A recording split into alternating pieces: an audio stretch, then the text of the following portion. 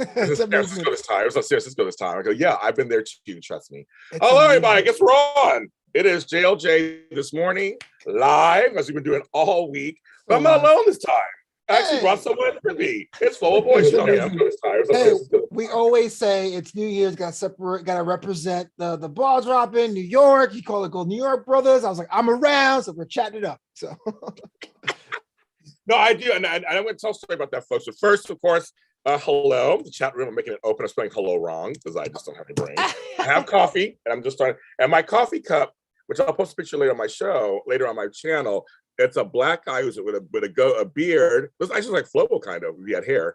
It says artist. It says artists. That's what you are. Yeah, I am. I got this cup, and this cup is very unique because it's a black man on here. That's why I got it.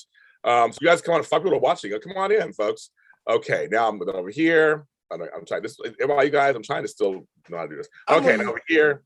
People trickling in, filing in. I can't believe it. You're just so fun, so famous. Yeah. Good morning, Texas Radio fan, Christy, our buddy Christy. Hello, you guys. Come on in. Make sure you hit that like button. Make sure you're subscribing. I want some subscriptions. I will be doing tomorrow. What is James working on tomorrow? He's making black eyed peas, some kind of pork products and greens, and doing all the numbers of JLJ Media for 2021. So you'll see what your favorite shows are. Some surprises. Yes. Well, tell me about this, man. Because growing up, I've always had the New Year's ham, but you put me on to something about what the significance is of pork on New Year's Day. Yeah, for some reason, it's a good luck. It's a good luck thing. So you like, it's almost like you're presenting. Yeah, I know you want to. I know. So I said, well, I think it's a Southern thing. Okay. You're not Southern. Nope. I'm the opposite. And I'm from Brooklyn too. I mean. Yeah, totally opposite. Totally opposite. It's one of those things where it's all for good luck. Each of the components are for good luck. I forgot what they each mean. Each means something specific. But having the black eyed peas, like why it has to be black eyed peas, why it has to be this. Hi, Anna Gret is on here, and Candace Mack and Daisy Flower. Hello, Germany. What? My family's Dutch, so we're a part of That's not the same thing. I'm saying we're part of Germanic language. That is a stretch. That is totally yeah. Church news. My church has canceled services Sunday because of Omicron, because of Opticon. That's crazy. Okay. Sorry to hear that. Omarion. You can always worship at home. That's one of the things. Sometimes you have to do that once in a while. It's fine. Yeah. But it's crazy because it's crazy. Everybody's getting it. I had to scare this because you guys know everybody's getting it. It's not for whatever. I've been sheltered in place. My poor barber, man. I was like, I gotta see you next week. I feel terrible. This is like a homeless thing going. It's kind of bad. it's kind of bad. So folks, it also looks. So yeah. So anyway, but it all means something specifically for good luck. And folks, I can take any piece of good luck I can take. I'll take whatever it means. And like a great grandma have ham, greens. Usually it's ham. I don't like ham, folks. So I am a ham. I don't like ham. That's for you. That's for you, Flobo.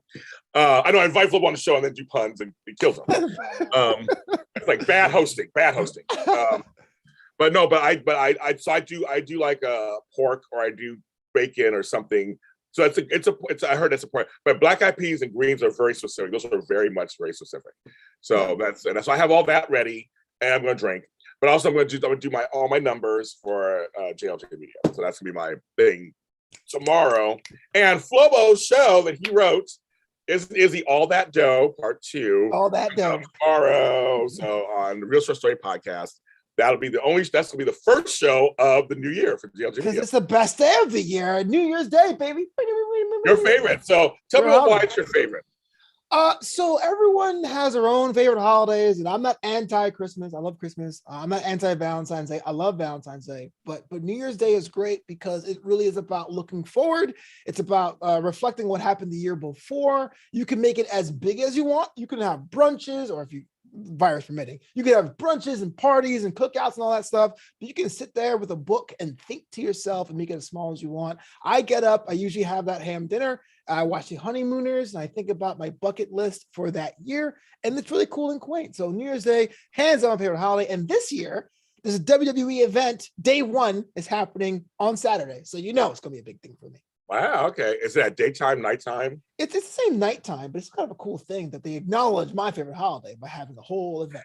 It's for you, Flo. I mean, It's that's for what me, it man. is. Yeah, it's exactly Yeah, it'll make Flobo Boyce happy. Yeah. Black eyed peas and cabbage. Okay, Texas Rangers. Okay, that's we did all that stuff as a kid. We had the ham dinner, we had the black eyed peas, the roasted. But I didn't know it was a good luck thing. It was kind of like, oh, it's my Your parents never said that. Never said why they do it. No, but it makes sense because my mom's dad used to chop sugarcane, chop crops in the United States. He would fly out to the United States and he would come back with stories about how racist the country was, because race is different, right? So like in BIM, it's like you're black, you work in the fields, but in the United States at the time, if you were black, you used to get arrested for looking at white women. But he would say things like, hey, in America, they do this and this and this and this. And maybe that's where it came from. But yeah, we just had ham and all that, all the fixins about thinking about good luck or anything like that. That makes sense. Candace has her shrimp ready for tonight. She's eating Chinese food right now. It's afternoon for her. I keep thinking, I'm like, in the morning, but it's after, you're in Baltimore. It's afternoon right now. I'm allergic to shellfish. I know. All my Baltimore friends are like, oh, sorry, bro. I know. It's so, oh my gosh, shellfish is so good. I would tell you. It's so good. That's my crab cake. Yeah. He can't do it. Candace likes a crab. I can't get it out. A crab cake. Like a crab cake. But no, so yes, that's the deal with that. But I was just telling Flobo a little bit beforehand. I think I mentioned on the show maybe not too long ago. I'm a person who was normally in New York at this time. I would be with my grandmother, my Grand Susie, who I loved very much, who passed away 4 years ago. We would go to Times Square and we'd have a thermos with alcohol in it, because you can't bring, they always tell you, don't bring any alcohol to Times Square, blah, blah, blah. Everybody was drunk. And I'm like, how did I bring alcohol? Everybody had parties. We found ways. They never checked the old lady. So I was like, you hold the alcohol. They shake you down. Oh, I don't know you. Yeah. And she was the tallest. My grandmother was 6 feet tall, like I was, and she was also a tourist like me. So we were very much alike. Yeah. So we were like little twins. We take the F train back in from Brooklyn, from Farrington Parkway, get off on 50th and Avenue of Stars, whatever, whatever. And then we'd walk over and we'd find a spot where it's almost like behind the ball. The ball was up there, so we didn't go into the thick of it, but it was still crowded enough that it was very warm. All the bodies were there. We sat off to the side, and we brought a little portable chair. She needed to sit down. And we was that pre or post of the towers falling? Like, was it before or after? It was after. Okay. It was after. Pre-towers, I never did it. I never went there at Times Square pre-towers. I never did it for years. I never went myself, but before the towers, it was pretty much a mad dash. You show up and then you just like, if you could make it to the front by squeezing and dropping elbows, you were fine. Yeah. So I didn't do that. We didn't do it. We just said we wanted to be there just amongst the people. We talked to all kinds of people. It was a lot of fun. And it was always cold. It was always cold. It was wintertime in New York, but it was always warm in that space. Everybody was there together. And there was a feeling of just kind of solidarity and just like being New Yorkers, and this ball drop, which is like such an iconic thing. I'm telling folks to see it in person. There's certain things that really, there are a couple things that I was in awe of on my travels over the years. One is when I first saw the St. Louis Arch. I didn't know what to expect. When I saw it in person, it's just this big, it's huge. It's like, it's just standing there. You're just like, this iconic thing you see on TV. So like, it's just this big metal thing. It's like, it caught me off guard. And same thing with the ball. First time I saw the ball drop, it was the same thing. People say the same thing with the Eiffel Tower. Is that true? You see the Eiffel Tower, it's like, way. Like, have you been? I've never been to France. Okay, I haven't either. I've never been to France. So I heard the same thing. I've never been to France, so I don't know. I actually see my first canals. Okay, what language am I speaking? Canals. My first canals. I remember seeing the canals. I can get it out. And in person, it's kind of like I always heard about them growing up, and then to be over in Holland and seeing these guys, like, oh, that's interesting. And there's certain things that they're just iconic for me that kind of like stick out for me. But seeing the ball drop the first time, seeing the ball up there, it just sits there, like, that's the ball. Like every year we'd watch it. My mother's a New Yorker, so we watched it every year growing up. The Macy's Parade on Thanksgiving, we watched. Those are the two New York things I grew up with every year. Daisy Flower 40 was in Times Square yesterday. They're getting ready. Back when I was a kid, you couldn't walk down Times Square. It was active traffic, and they only closed out one day. Remember that? The first time I went back to New York, I was like, wait a minute, it's closed off. You can walk on Times Square, like you walk in that. What street is that? That's Avenue of the Stars, right? No, that's Avenue Americas is 6. This is 7. It's 7 and Broadway. Yeah, you can walk right. I mean, I was like, you can walk on it. Like you can't drive on it. Like it's the weirdest thing. Yeah, for me as a kid, there was usually McDonald's on the side, and there was like a McDonald's with a standing pipe, like an emergency pipe, and we would sit on that pipe and just chill. That was our secret spot because everywhere else was just ran with people because you couldn't go in the streets. But now it's like a giant theme park. It's crazy. Yeah, Candice Metcalf is here to burst your bubble. Bubble. So here's the latest on day one. They will believe some matches won't happen because 11 wrestlers have COVID. So here's the deal about that, Candice. You're absolutely right. Tori Storm, she got fired. I saw that yesterday too. She asked for her release. That's different. Way different. For me, like, look, I'm a wrestling nut, so I like the idea of the show itself being on a Saturday, so I'm okay with that. But yeah, if I'm looking to see the big matches and having them canceled, I'll be disappointed. But it's wrestling, man. You should like the art and science of it. So I'll never be hurt by that. Candice Mac. Eat a crab cake. No, Eat a crab cake. Eat a crab cake. I love the candy poo. Eat a crab cake. Even I heard about the Tori Storm thing. I saw it was on my news feed. I'm like, I don't know who this bitch is, but she's like, something's going on. I'm like, something's going on with her. Yeah, like, okay. Well, she is from Australia. They brought her up as like being the next big thing. She was a new character on the main roster, interacting with the champions, and then she got released. And it was like, why? What happened? But she asked for her release, so I can't get mad with that. Oh, she asked for it. Okay, so she asked for it. So Candice Mac, I thought you're always in the know. How did you not know that? Don't provoke Candice Mac, please. Yeah. I'm stirring the pot. I don't watch wrestling. I don't give a shit, so I don't watch wrestling. I just stir the pot while I'm here. Right. But no, so yeah, Times Square. So I was sitting the other day. I go, I miss a Dwayne Reed. I was a huge Dwayne Reed fan. There's like a 10,000 in Manhattan. There's like 10,000 of them. And Dwayne Reed is Walgreens out here because I have a card that does both. I hated that back then. Here's a funny story. So there used to be a smaller chain in Brooklyn called Rock Bottom. I don't remember Rock Bottom. Yes. Rock Bottom prices. And when that became Dwayne Reed, I was like, whoa, this is way too fancy for your brother right now. Y'all got nice lighting and all the stuff's up front and all the good stuff's behind like cages. I can't. So like, I've always had the opposite feel about Dwayne Reed. But you're right. It is Walgreens. I should probably be over it. But I'm always like, I remember Rock Bottom. I do remember that. Tori Storm is going to AEW coming soon. She should, because that division needs her. So respect. You, Candice. Candice, like, I know a few things still. Okay. So I miss Dwayne Reed. I was thinking the other day, and I miss a pretzel. I miss a pretzel from the vendor with the big salt on them, and I always put mustard on mine. And I just love them when people are like pretzels soft, like you have no idea. And everybody thinks pretzels, little tiny pretzels that are in the bags. Right. Oh, wrong. No, you're wrong. Exactly wrong. Exactly. No, these are, and the 99-cent store. Remember that? Now they're becoming, no, Dollar Trees are now $1.25 and shit. They're like $1.25. Family Dollar is like $4. Yeah. And 99-cents at up stores now. They're like up. I'm like, sure. I'm tired. But in New York, mine was I love me some Century 21 right across the Trade Center. That was a huge discount store. You can get anything. God. Slightly irregular. Everything you want, slightly irregular. Yes, exactly. Because I was slightly irregular, Flobo. Hello, that was my life. When I was a kid, the kids really wanted this brand called Iceberg, and Iceberg shirts were like $400, right? But at Century 21, they were like $19.99 because they were slightly irregular. But I'm like, and so I learned so much about the economy, because if everyone had slightly irregular Iceberg, it's crashed the value of Iceberg, and nobody wore it the year afterwards. It's like, they were smart. And I love Century 21. I love that place. And I think it's still there too.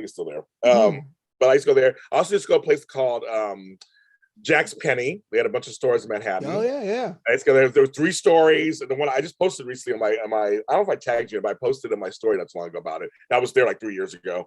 There's 3 stories. There's all this discount shit, and of course the Bagman, which I talked to Flobo about before the show. The Bagman on 33rd and 8th. I love the Bagman. I hope they're still there on some level. I haven't been to New York in 3 years, so I hope they're still there. I hope, because that was my place for great discount bags. That were great. I have some bags still from there, sturdy bags that I would get, and they were so nice. James, you're back in town. I would come back in, and like I went through so much over the years, and I just and right across from Penn Station, I missed it. I love, because I would either take fly in or whatever. I would take the train into Penn Station. That's where I would always start. Get off, go up the steps, and there's like this huge post office on one side, the TikTok diner on the other. Yeah. Penn Station, and then of course Bagman, all that over there. And I just walk up and go, I'm here, New York. And someone would spit on me or something, whatever, New York. And I'm like, I'm here. Look, there he goes. And I'm like, okay, I'm here. I'm in New York. This is a big I love it. and I love it. That was always my first stop. And then so I just grab a bag, grab a couple things, and then switch lines and take the F train out to Fort Hamilton Parkway to my grandmother. For me, I'm back in Brooklyn will be going to seeing the steeplechase tower at Coney Island. When I was in junior high school, I went to Cunningham. I don't know if you know what that is. But I went to Cunningham, but like in my science class, if you look out on a bright day, you can see the steeplechase tower in Brooklyn from Coney Island. So as a kid, not wanting to be in class, it was like, when I get to Coney Island, it's gonna be over. So that's always been like my thing. So I was like, mind you, I'm back, y'all. Yes. Pretzels with cheese, yes. Jacksonville Grand Central, yes. Stuff. So Texas Ranger fan, I don't know if you do Top Golf, but at Top Golf they'll give you a little pretzel board with like the mustard and cheese, beer cheese, I think they call it. Not a fan of that, but their mustard, their horseradish mustard. That sounds good. Horseradish sounds good. I like horseradish. Right. For me, Brooklyn, it's really interesting. What's funny? So my grandmother liked this is so bad. She thought Red Lobster was like delicacy for some reason. That was her People thing. did in the hood. What the? I know. What? Oh, he took the Red Lobster date one? Oh, he a keeper. Yeah, exactly. She that was, and I, God bless her, and I don't want her to strike me down because she knows because she's shady. You're shady too, Auntie, Grandma. You were shady too because you're a Taurus like me. But no, I was just like, okay, so I would go just to make. I mean, I'm like, I've had way better seafood, obviously, but she loved it. When we went to is it Bay Ridge? It's in Brooklyn. It's way out there. It's on the Red Lobster's on Emmons Avenue, isn't it? Yes, Yes, exactly where it is. Yeah, by the fishmonger. So we had because we were at Hamilton Parkway. It took forever to get out there because I always forget how big Brooklyn is. It took forever to get out there. So now it was a big mall over there, and there's all these stores and everything. But it's over to this side. Now it's our place to go to all the time. It's so surreal to me. I mean, I know Cherry Bay Biscuits is dope, but again, because I am shellfish intolerant and they use the same oil, I have to like get the stuff in the store and make it myself. I get how good that was, but people come back like, "Oh, Red Lobster, we going to Red Lobster? Oh, it's Lobster Fest! Oh, it's like, all right, they don't love it. You got Landy's right down the block. Like, why? I know I said there's way better seafood on the plate, but I'm just saying it's kind of funny to me. I'm like, that's the one day she liked, but I always did. I remember before she died, she'd always treat. That was her big thing. Taking her grandson, I'm treating my grandson. I'm like, girl, and whatever. But I was like, one year I said, I'm gonna pay for it. It was her birthday or whatever, and I was there. And she was like, what? I said, no, I'm paying for it. Put your money away. And she loved it. I was like a man to her all of a sudden. She's like, she got excited, I think. She was like, oh, yeah. Man. And I was like, I let the grandson from LA pay for it, bitch. I was like, that's right. And I put weird, on man. It's it wasn't even a lot.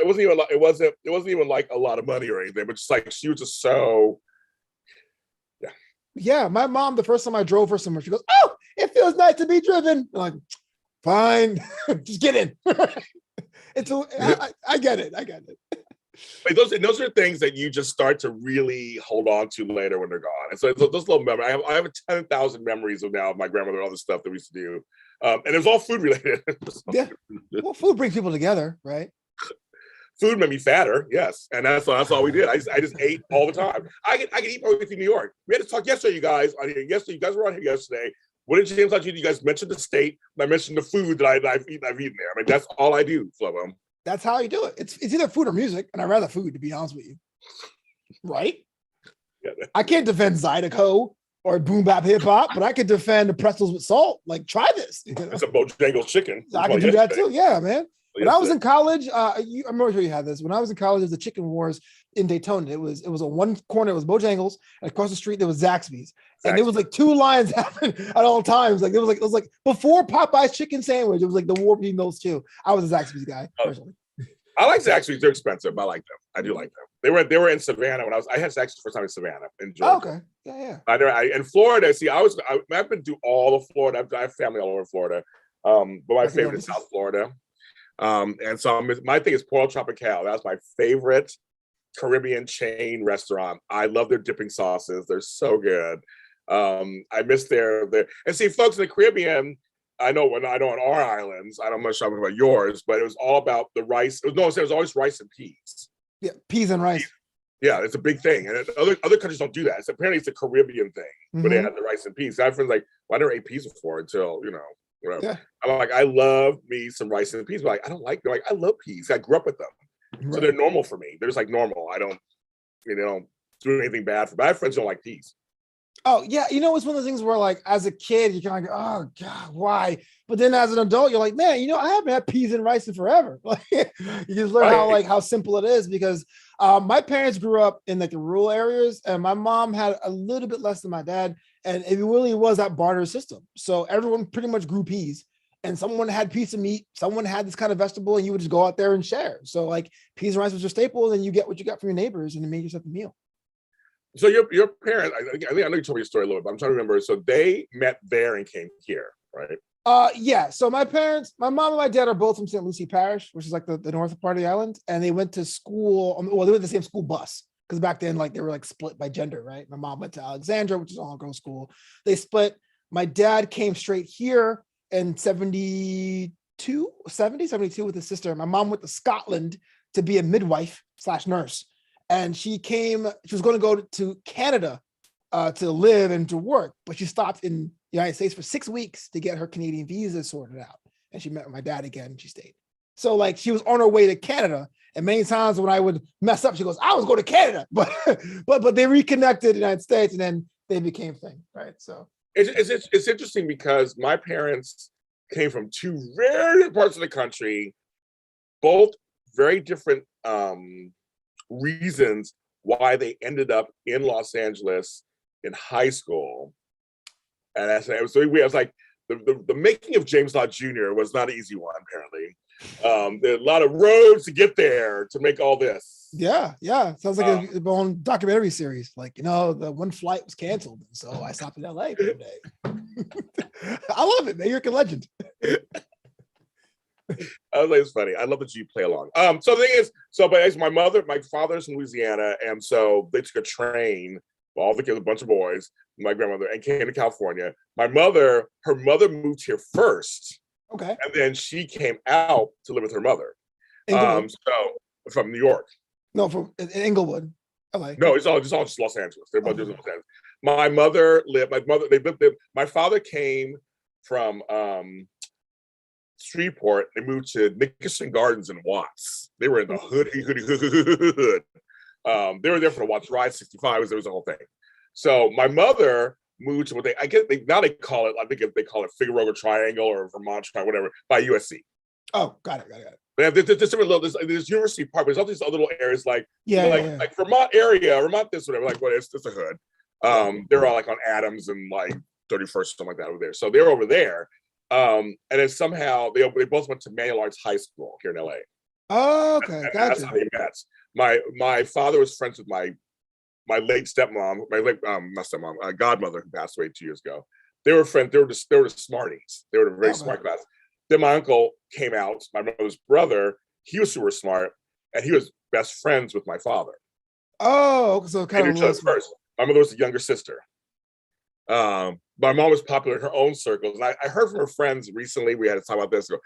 But Nita was so like, and my mother, if you're watching, I'm telling your story. I don't care. She's probably watching. I don't care. But just saying how her name was Bonita, so that was different.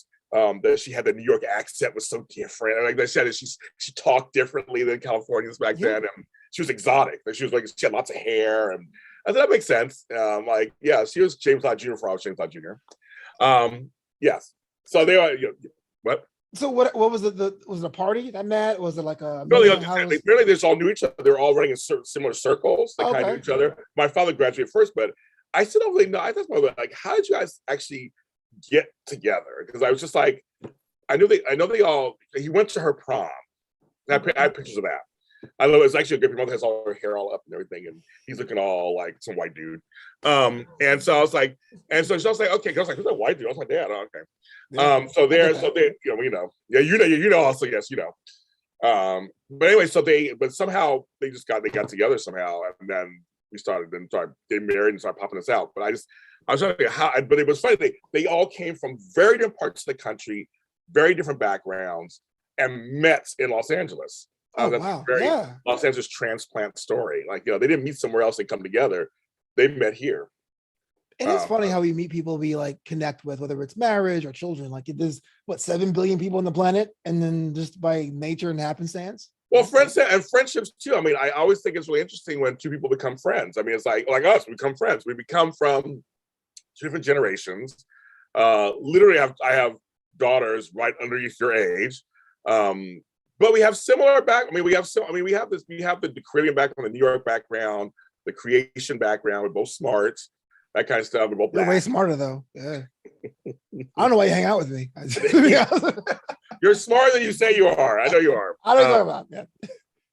But it's funny that we come from different backgrounds and different areas, and in the city of Los Angeles, it's really big to actually, same with Tony Moore, like he's somebody that we know that he comes from South Carolina, a whole different area that they're like, how do we become friends? When you become friends with people, and then he said relationships, all that kind of stuff, how you meet people. It's a very interesting thing. How you hook and how you kind of hook in, because there's so many people everywhere. There's so many people. Especially in LA, everybody's always doing something. Right. You have to make friendships work. Well, if I can go back to the New Year's thing, I didn't do it this year because of obvious reasons, but I do sometimes I do the awesome box. And every time there's something that's good happened to me, big or small, I'll put it in like a little shoebox. At the end of the year, I will go and I'll read them. And I remember one year doing that and being like, oh, I met this person or I met that person. And I know people say, that's like Thanksgiving. Like, no, it's different because you're thankful of the relationship, but you also acknowledge the work you put into to make that happen as well. So I like the fact of looking at saying, hey, look, when we met, it was just, I came to AfterBuzz early. You were coming out of a show because we worked different parts of the day. We wouldn't have met on that way at all. So I totally respect that. I like the fact that it kind of went full circle here. Yeah, I know. It's funny. Flobo and I didn't know. People ask me, we never did a show together. I never worked with Flobo. I never worked with him before. People were like, that's so natural. But I said, no, that got developed. But I didn't. Flobo, I was there 6 years by the time he got there. I was there 5 years by the time you got there. Pretty much, yeah. I graduated November 2018. I was Phil Svitek's last class before you. Okay, so I was there like 4 or 5 years by then. Mm-hmm. So I was there. So I literally was doing 10,000 things on that show, on that network. A whirlwind, a Tasmanian devil running through there. And so for me, I met a lot of people, and a lot of folks, I'm like, I don't know who you are. Whatever. And then so later, I met you, and they're like, oh, was I nice to you? Okay, great. Oh, that's fine. Well, I always ask people that. That's our friend Leslie Colomb. I was like, was I nice to you? Because you were great. You gave me great advice. I did. I gave you great advice. She told me. I was like, oh yeah, I did say that. I remember saying that. Yeah. But I mean, it's just funny. I mean, 300 hosts, 350 hosts at the time. There were black hosts, white hosts, everybody, we were all running around. And then you and I hit off. And I have a couple of people that I met that way. That was kind of either I was hanging out in the tables area. And you get to talk to me, go, oh, well, who are you? What's going on? Me and Color Renata, same thing. She goes, James, I'm a big fan of yours. I'm like, I don't know who you are, but thank you. Because she did. She answered me. I said, well, thank you. I don't know who you are, but thank you. I like you.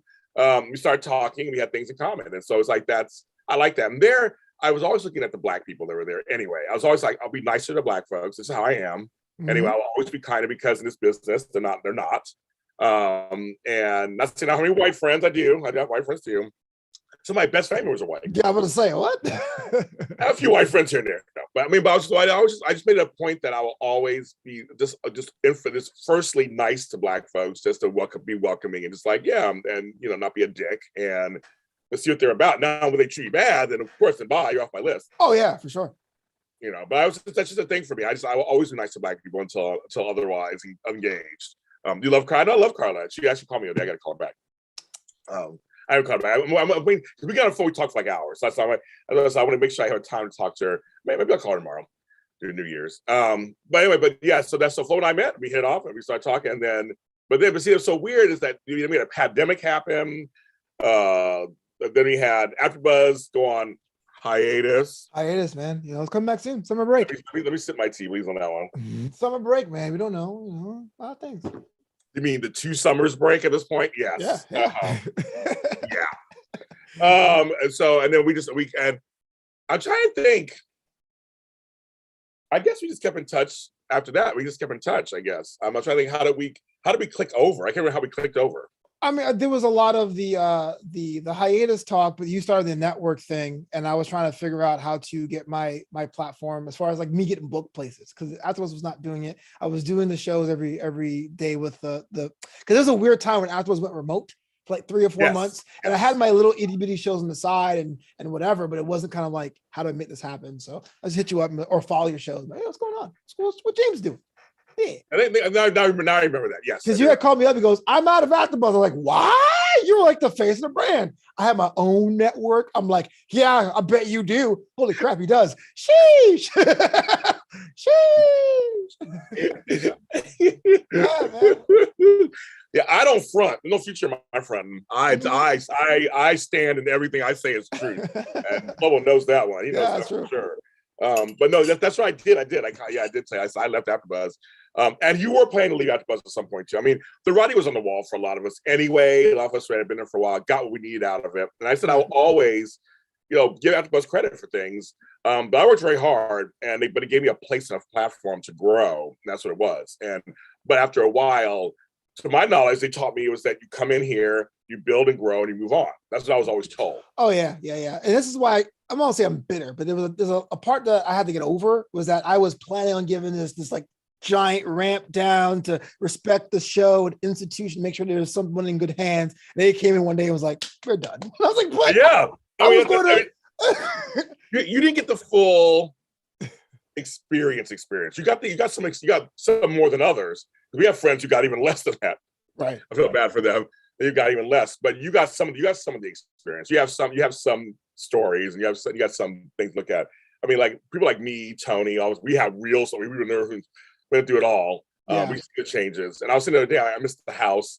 Phil posted a picture from 4 or 5 years ago. I was like, "Oh, I miss you guys." On my host, we were talking, and our girl Lauren LaGrasso is like, she has a new man now. She's always telling about her. I know. Congratulations, Lauren LaGrasso. I know. She was like, I love Lauren. Yeah, best part of that movie. Yes. I love Lauren. I knew her. We used to do Big Brother after show years ago. That's how we became close. And I watched her perform live several times back in the day. I used to go see her shows. She was a very talented singer and songwriter. And it was just like, and she was like, "Oh my God, guys, I love you." And when I have Bell's palsy, she helped me out with what do you call it? Oh my God, that chiropractor. It's the other one. I'm just thinking of it. Massage therapist? Acupuncture? No. Oh my God, I'm gonna blank. Well, she helped me out. She helped me out with the health thing. Yeah. And I called her up, and she directed me to the right person. So I love me some Lauren LaGrasso, but it's like that's right. Like this, I'm talking years. I had years of AfterBuzz. I knew the ins and outs. And one day when I write that book, I'm like, oh no, not long. But that's. And someone asked me yesterday in the chat room here if I liked Maria. Somebody asked me that. I said, I don't think it's Maria at all. I mean, she was fine with me. I have nothing against her. Yeah. I don't think she knows who I am. Even though I work with her directly twice, I don't think she knows who I am. Like Jeff Graham knows who I am. But because at the time Jeff Graham called me, "Hey man, you can be on Maria's show," and I was on her show. But I don't think Maria's sitting going, "I wonder what Flobo's up to." Like it'd be kind of weird. Yeah. Okay. So here's the funny part, guys. During Black Lives Matter and also what's going on, a lot of Black folks were on her show. I'm just saying. Yeah. All of a sudden, we all got phone calls like 11 o'clock at night the night before. Can you call? Yeah. And I was one of those calls too. I don't know if I was after you before. I can't remember, but I was after.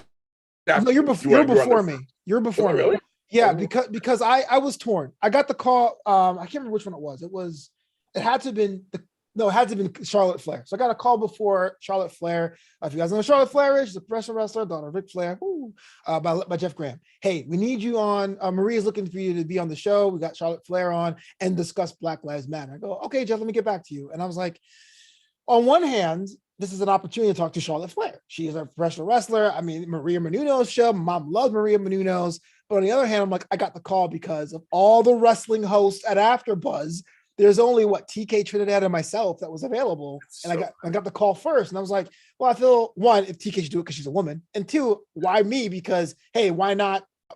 I'll do it. They called me. One thing I learned from undergrad and radio is that my station manager says, never turn on airtime.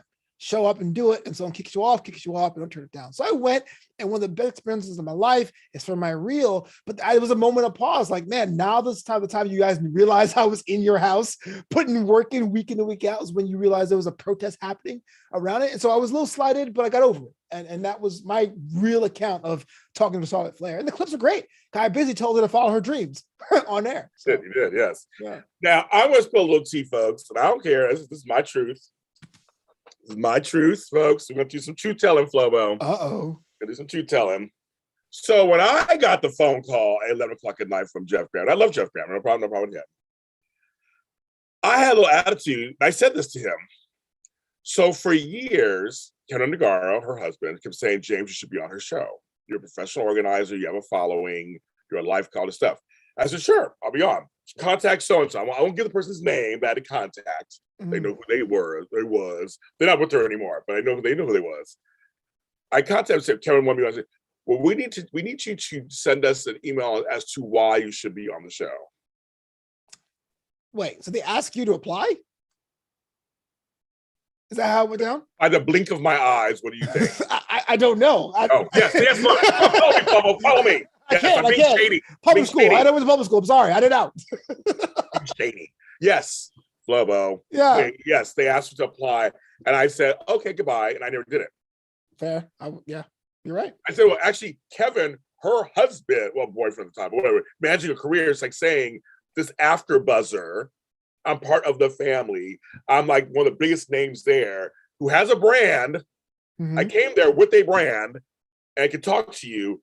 You're telling me I got to apply for it? I'm like, no. Yeah. No, fuck you. So then I did this happened several times over the course of like 5 years. Like, James, you should be on the show. Well, I'm like, I'm not applying for it. So then I get a phone call during Black Lives Matter. Black Lives Matter. Hey, James. Will you go tomorrow morning? I don't know. I might be able tomorrow morning. I got stats mouth. I don't know. I mean, maybe. And I told him, I said, it's so funny to me now you want me because I'm black, but you guys didn't want me this whole time as a super organizer. I didn't lose. I don't give a fuck. I said anything.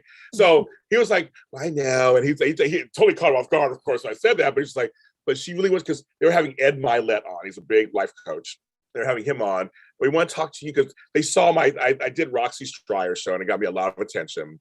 And actually, it was a really good show. I know you're not fans of it, but it was a good show. It was a really good show. For let the record state that I had no opinion of Roxy Strier until she started talking about me first. Like people always think people don't like it. Like I gave her a shot. She was talking about me first, but continue. I support you, Flobo. Anyway, the show was good. And I did something else, and so I got some notice. So just, can you come on just for a segment? They come on, kind of co-host a segment or whatever.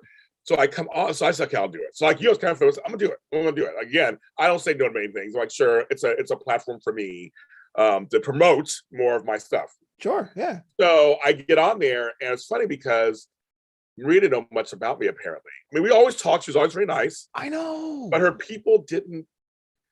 Their people did her a disservice. They should have filled her, include her in, give her a one sheet or something, just so she, because she was like, "You're a life coach." Yeah. Why did she go on there? Why didn't I know that? I go, I'm a life coach certified 5 times, 5 different areas. So you know what they're organizing. She knew that. She goes, you're 51 years old. Mm-hmm. I know you're that. I'm like, yeah. So me and Kim are talking about how we're the same generation. Like, I mean, there's things that she was saying. I didn't know that. I was like, your staff should have prepared her a little more because they should have, just because I wasn't mad at her. It was just kind of like, yes, she has 500 hosts. She knows who I am, obviously, and we've had some meaningful talks over the years. But maybe she doesn't know everything that I do. I mean, she's busy with her own life. But I feel like they should have been said, okay. And James, so then when Ed Milet came on, she said, can you stay? Because you're a life coach, you stay. I was saying things that's like, yes, James, exactly. I'm like, I'm a life coach. I'm just like you. I mean, I know, you know. So it's kind of this weird, kind of like, I was trying to show who I was. Right. She was showing who he was to her. So she was kind of like, wow, both of you guys. Like, she's just like, so it turned to be a great experience, but I always felt like her staff should have clued her in. And at the time I said, I had a doctorate. You have a doctorate? And I said, I was always things she just didn't know. She didn't know my background was a little bit. And I think Kevin knew all this stuff, but he didn't run the show. Right, but someone should just told her. And that's what I'm thinking. I'm just like, kind of like, you know, just make your host look good, your boss look good. They should have said something. So I did it like you, said, yes, I'll do it. Because and I got some good feedback from it. And it was a nice thing. And but it's just like, yeah, decisions like that are always being made all the time for us in Hollywood as Black creators, as creators, as people trying to come up. What do you take? What do you not take? What do you go on? What do you not go on. I mean, True. Flobo's been like on 10,000 podcasts this year, so he's like, well, that's the thing. It comes down to when people ask me to do something. If it's me being myself in my wheelhouse, I'll do it. Even though it may be cynical to say, okay, whatever, but like that to me is different than being like, hey, we want to talk to you about like gangs in New York, or hey, come out here and spin some plates for us. So even though it was awkward, it was like I made sure to get my stuff in. AfterBuzz called me up to do Dolomite to review it. I know you were talking about that, and you said you passed on it. I did not pass on it, but I told them specifically, I'm going to come at this as strictly as a film scholar. Like I'm not going to be like, yeah, man, you know how it is, the hood, black people, you know what I'm saying? Because that to me was what I can do. So these podcast pitches I get, someone's like, hey, I'm talking about your book. Sure, Graduation Day, available now on Amazon. But if someone's like, hey, man, I want to talk to you about how cool it is to be, I don't know, from Brooklyn, I'm like, all right. Even remember the Ghetto podcast I was on? It was literally called Ghetto Podcast. And I was like, I said yes because he was a kid, 15 years old, doing the podcast thing. But the pitch was awful. It was like, hey, man, talk about how it is. You know how it is being in Brooklyn. I was like, all right. There's me and 4 million people from Brooklyn, but all right, I could. Yeah, there's some things I turned down because I knew what they were looking for, and I'm not a trained monkey to perform for you. I'm like certain ways. I'm like, I will perform for you. I mean, I am somebody who, well, you call me up and I will give you what you need sometimes, but sometimes the pitch is bad. And to me, I was always like, especially there towards the end, the reasoning for picking certain people for certain shows just bugged the shit out of me. So there's a lot of things that's like, so I can't be on the Will and Grace after show, even though I am of that community. I am that age. I watched every single episode for the first 8 seasons because I didn't write an essay about why I should do that. Yeah. Yeah. Again, there's another thing. It's just like not everybody's not equal. Sorry, everybody's not equal. And that's not saying trying to toot my own horn, but it's just one of those things where it's like there is a hierarchy. It is a thing. You worked hard. I mean, I worked up the ranks, and after I started from scratch, and I came in and I worked my way up. And there's certain things that there should be some kind of consideration if you've been in for a while, and if you literally do meet the qualifications. Then I watched the show. It was horrible. The show was horrible.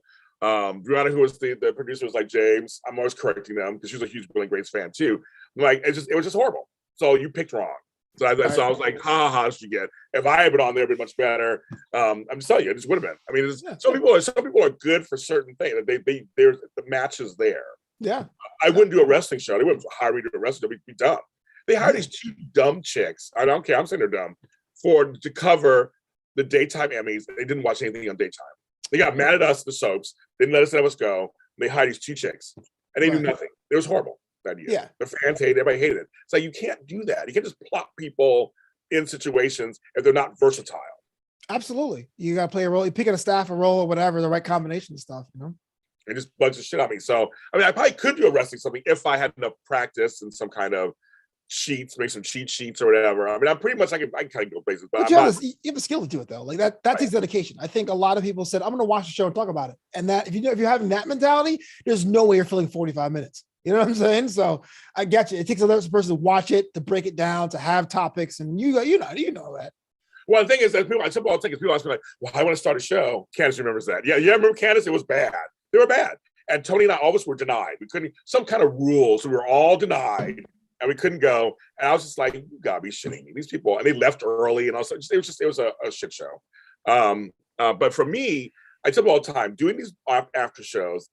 So yesterday, I cried to Flobo yesterday about a show that I thought I did horribly. I'll tell you, you guys are my family. I talk about stuff every day, every morning for you guys. So the Book of Boba Fett came out, loved it, great. My co-host couldn't make it last minute. So I was like, I'll do it myself. And I was not feeling it. I think it's horrible. But apparently it's doing very well on the audio version. I just checked this morning. It's already in my top 5 audio shows for the week. It just came out yesterday. So I don't know what that means. I'm like, okay, I guess they don't Look care. out, Doug Hess. No, I'm just kidding. Doug Hess. But it's kind of weird. It's like, so I mean, it's one of those things where it's like, these shows aren't really. You have to produce them. You really make them actually decent. If you just watch a show, a lot of people afterwards would just watch a show and go and just talk. No rhyme or reason. The audience can't follow you. They have to make sure so they can follow you. They watched it too, chances are they watched it also. But it has to be like a sequence. It has to be. It's crazy how what people don't get when it comes Yeah, to sequence and television.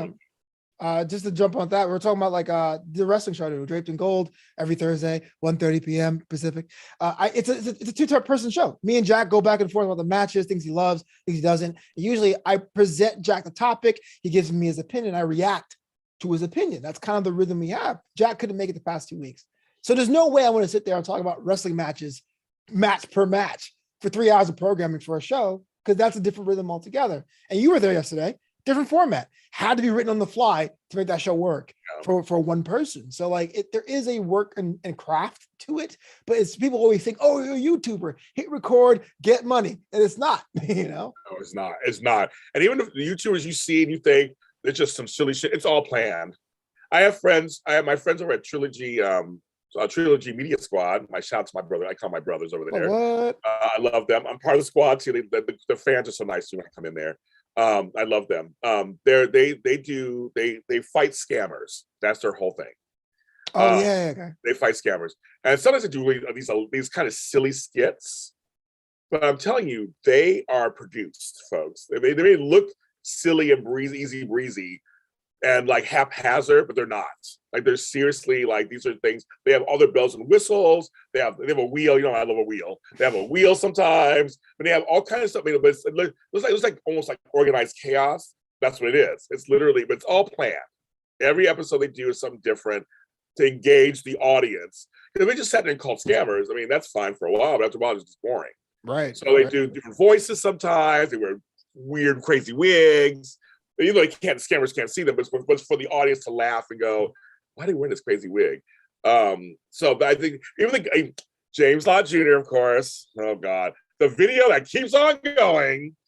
A friend of mine from Wyoming sent me a message, says, my husband's watching this video thing about best memes or something not to laugh at or something to laugh at 2021. I go, that's James Lott Jr. And she took a snapshot of it. And I was like, it was me. And it's already got like 700,000 views to this actual show or whatever. Like, who is this Zed Education? So I went to look for it. I found it. And there I am. I'm on there. And he's laughing at my thing. It's a duet. There's a lot of duets for my video. But I actually posted it on my page, and he actually liked the picture. He liked the post. Oh, wow. Dang, see, full circle, man. He has like 59,000 followers on Instagram. He liked my post. He liked it. I said, I'm the guy, the Brendan Fridge guy. And he started laughing. So it's very interesting. This dumb 8-second video I did in February. This year. This year. Long time ago, but this year. February's a long time ago. It's December. No, I'm saying viral videos last like 2 weeks if we forget about them, right? Or 3 weeks. Yeah, that's true. Yeah. You were doing it for what, 10 months? That's crazy. Yeah, that's crazy. It just keeps going. And so then my other friend texts me, goes, I saw your video on something. I'm like, oh, Jesus crackers. So I guess of the best, because now it's the best of stuff that's happening. I guess I made some of the best of lists. I could take that. Was Jimmy Kimmel this year too, or is that last year? Jimmy Kimmel was this year too. It was in May. Whoa! I had three viral moments this year. It was three. I know, Steve. 3. I'm mad, but 3. But it's weird. I had at the taco. I had twice. I had the Let's Make a Deal. It aired in January, but then it aired in reruns in June.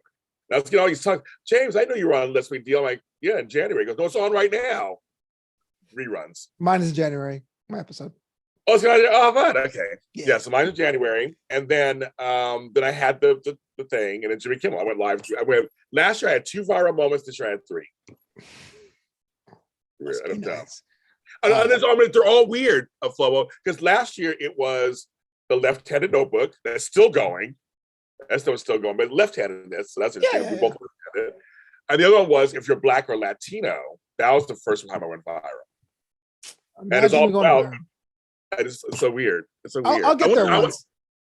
What? I'll get there once. I want you to go viral. I want Flobo to go viral once to see how weird it is.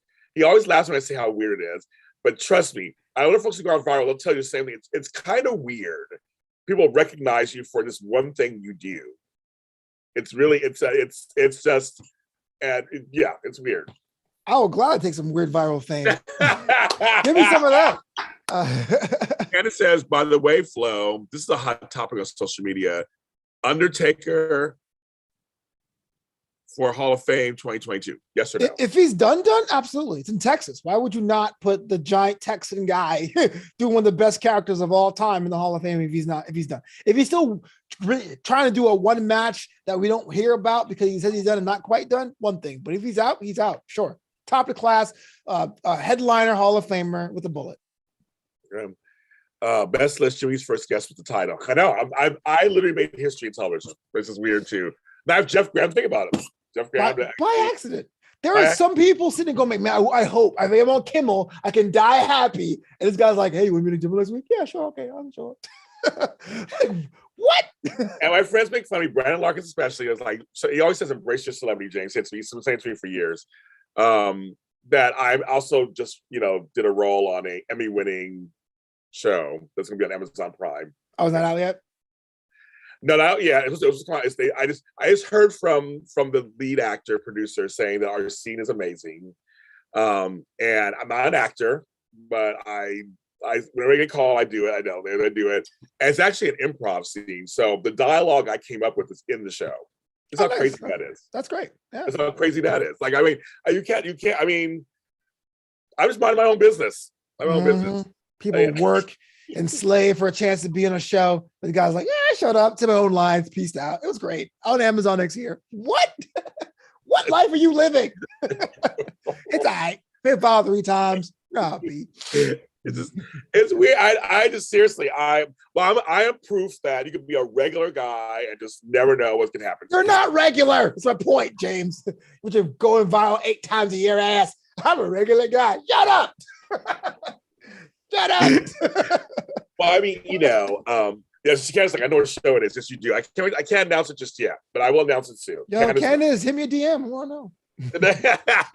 Yeah, she knows. She knows what show it is. I'm very excited. It was a lot of fun. But I can tell you, I got a chance to. We filmed it at Kevin Hart Studios.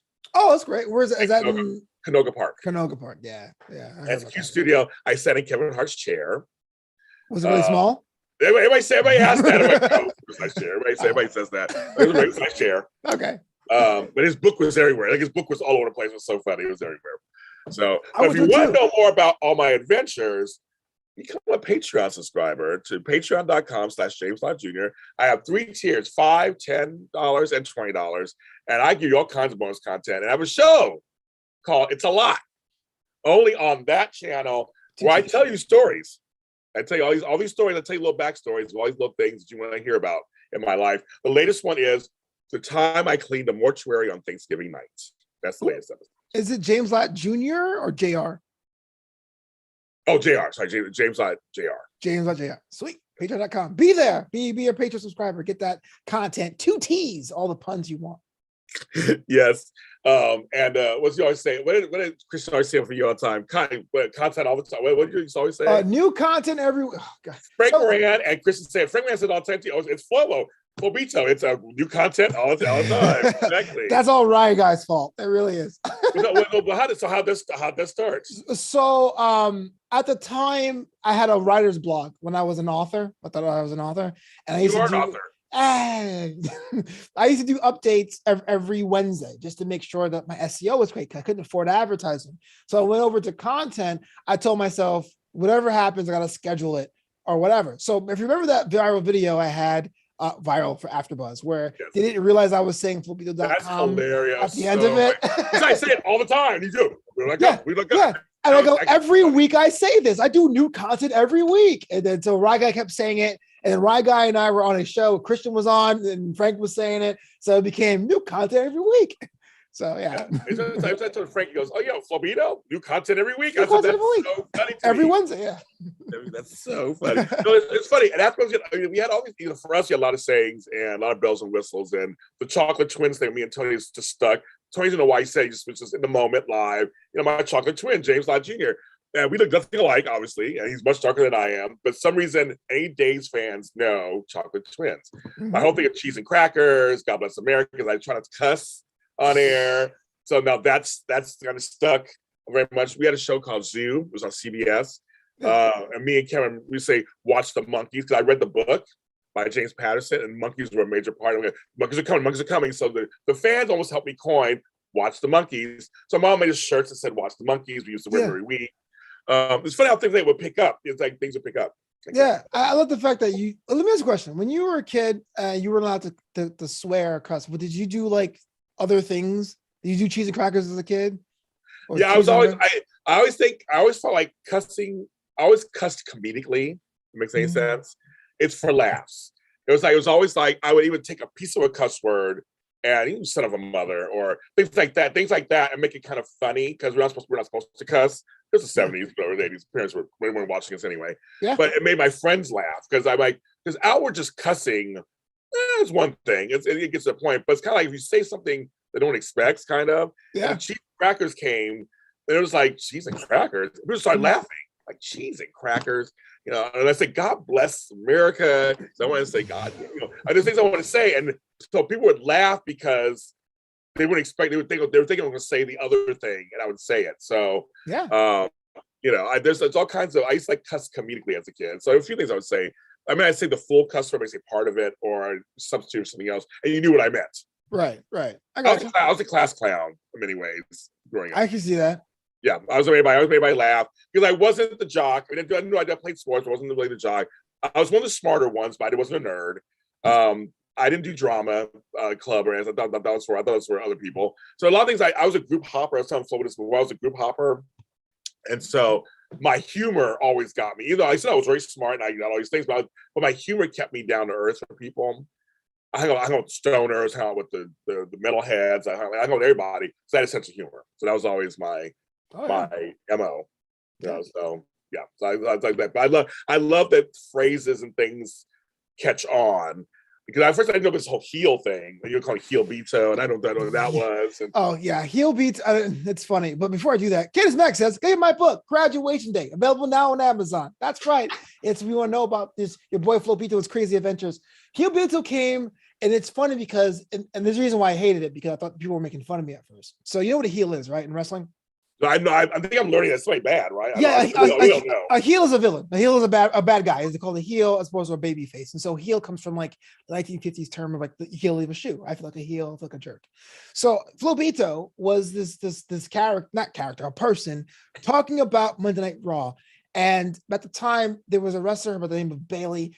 She was known as a hugger, not anymore, but she had this giant sweeping asymmetrical ponytail, dressed in tassels. Her finisher move was a belly-to-belly suplex, basically as a hug into a slam. And so everyone in wrestling Twitter called her boring. And so one night on the show, I was like, you know what? I have had it with you fans out there on Twitter. Bailey's amazing. She's great. She's been tied to Sasha too long. Give her a chance to go solo and she'll shine. Now, I eventually was proven right 2 years later. But at the time, no one liked the fact that I was saying you guys are wrong by saying she's boring. He goes, whoa, heel Bito. And that became a thing. And I was like, I wasn't mad. I was just saying how I felt. I really like this one particular wrestler. So heel Bito became a thing. I always said, no, not me. I'm a face. I'm a good guy. But then I just embraced it. So yeah, but Bailey became a superstar. So I was right. So right. See, in the end, he was right, kids. I was right, y'all. You're wrong. I'm going to give you that clip. You're going to be like, whoa, Flobo, what are you doing? It's like, yeah, like just getting mad. Like, you son of a... Yeah. It's like Ryan Nielsen, we keep talking about, he's responsible for Tammy Gouveia because she says it all the time because that's her handle. But I can't help but say it. I'm always like, Tammy Gouveia. And she laughs. She's like, oh my God, I can't help it. It's like Amanda Russ and Tammy Gouveia. Yeah. And Lucretia Lyon, her outro, you guys all know this, and I know it by heart because she's done it every day for 7 years I've known her. LACRETIALYON because there's only one. And she always said that. I love that. That's her send-off all the time because Lucretia Lyon sounds like a black person, first of all. That was always our joke. Yeah. And no one knows how to spell it. They don't know how to spell her name. So, and literally, I looked online, bitches. They don't know Lucretia Lyon's up there. She's the only one. Right. She ain't false advertising, Flobo. She's telling the truth. There's only one Lucretia Lyon, and that's my girl. She's the only one out there. Mm-hmm. It's always the opposite. It's always like a black dude named Nigel. Be like, no, right, exactly. I'm actually from your country, yes. Yeah, or I have a cousin Alistair. Yeah. Cousin Alistair and Derek's and all that. Well, I met our friend was O'Neill, and we had Wentworth. That was their first names in Barbados. Winston, yeah. Yeah. Bailey did turn heel. There's only one Lucretia. Only one Lucretia. That's right, Lucretia Lyon. Not Lucretia, not Lucretia. She is Lucretia. Yeah. And I'm like, she's a white girl from Texas. I don't know if I can show right here. Hold on, Candace. Do you have a Bailey thing or something? Yeah, this is for you, Candace. Okay, Candace, is for you, Candace. Okay. Show you. This is what happens on JLJ Live this morning. Yeah, this is my closet. But look, this is the year when Bailey was ranked #1 female wrestler on the planet. So your boy Flo Pita was correct. Okay, he was correct. Okay. Yeah. And how did Jack become fancy? I know that's a word people are calling him. So there was a time where Kevin Undergaro was trying to be like I don't know, like a talent whisperer. So Jack is a DJ like I am, and he wears suits and whatever. And he, for the longest time, he could not do the class because he had to work when they had the classes. So one day a gig had just got canceled. So he rolled through wearing the tie. And Kevin pulled him aside and goes, I like that. I like what you're doing. I can hear her say that. ESPN is very big. Everyone wears suits. Keep doing that. And Jack was like, all right, yeah.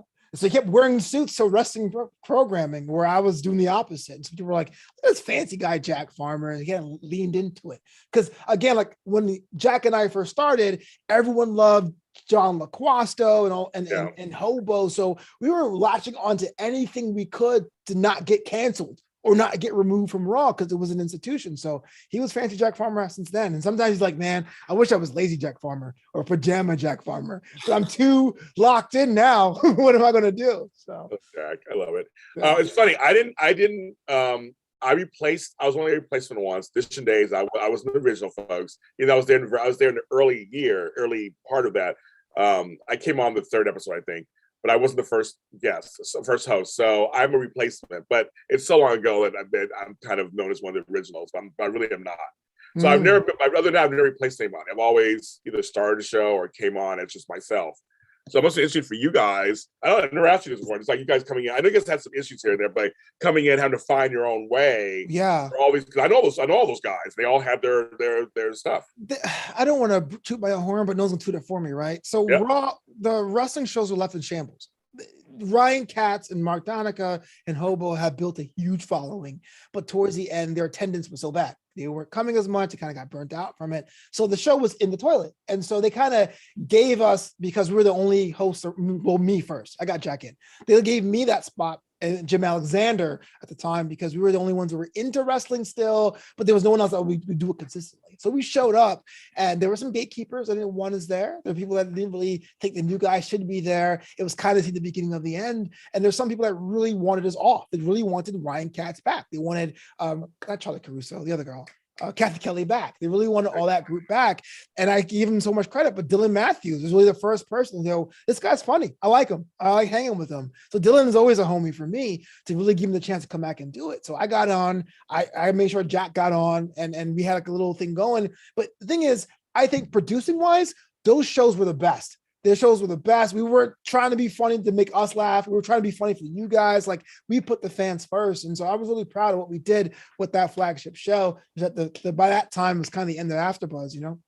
Yeah, no, that's interesting. Because I remember at one point they were saying, asking people, who likes wrestling? Who likes wrestling? And I was trying to get people to go over there. And I was like, not me. It was a boys club. It was a white boys club with the exception of Christy Olsen and George Hermoso. And I always give Christy credit because she was like, well, you show up, I'm going to give you a shot.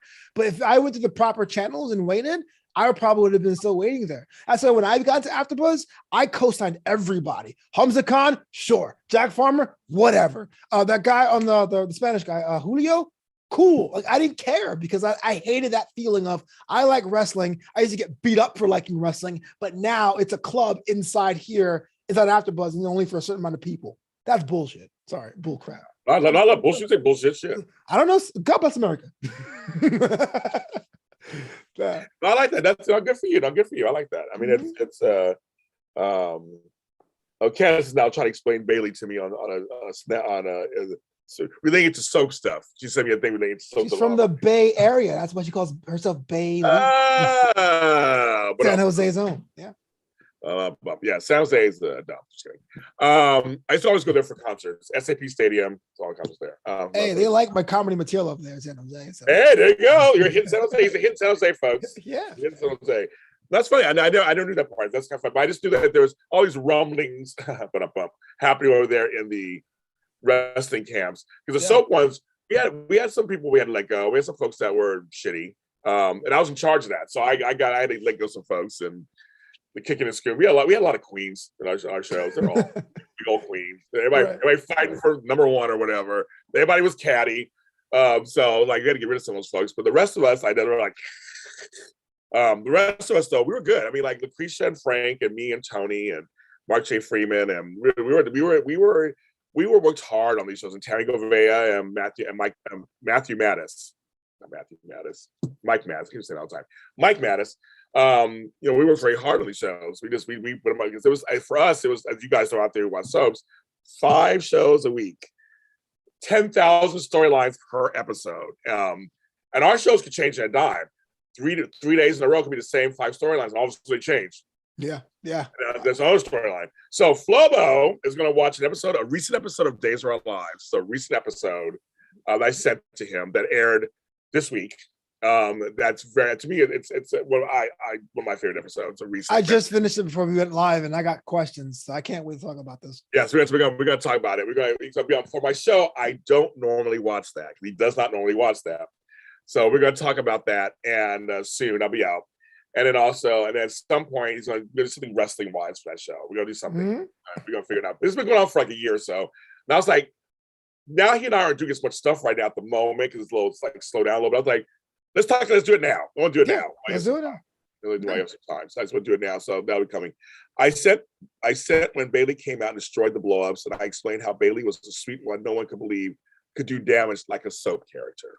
Yeah. So okay. So here you go again. No. I'm trying to give them context here. So Bailey came out with like these giant floatable flailing arm people like you see at car dealerships and whatever. Yeah. So she was always that character, that like huggable character. But one day she chopped her hair off and had like this like sickle. It was like a blade or a stick, and it's like cut through all of these things. Kids in the crowd were crying. It was great.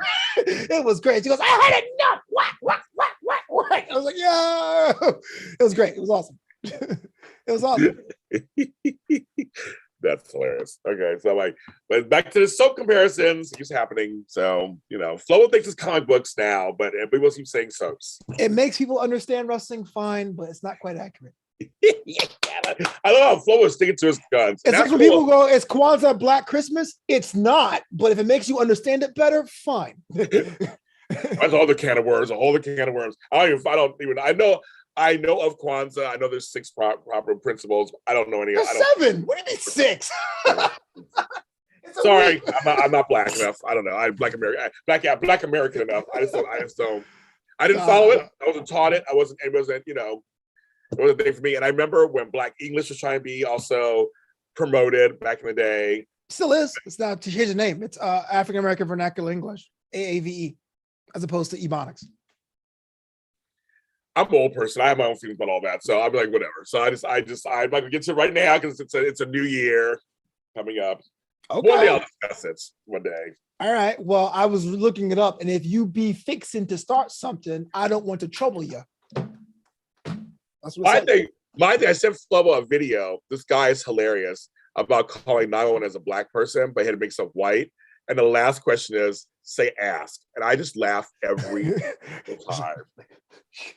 Because I say ask. I say as a joke, I'll say ask. And somebody, I'm asking you a question as a joke. I'm like, oh my God, I know folks who don't know how to say ask. Mm-hmm. They're black. True. So that video hits me. It's that part right there that hits me. Because did OJ do it? Yes, I love that.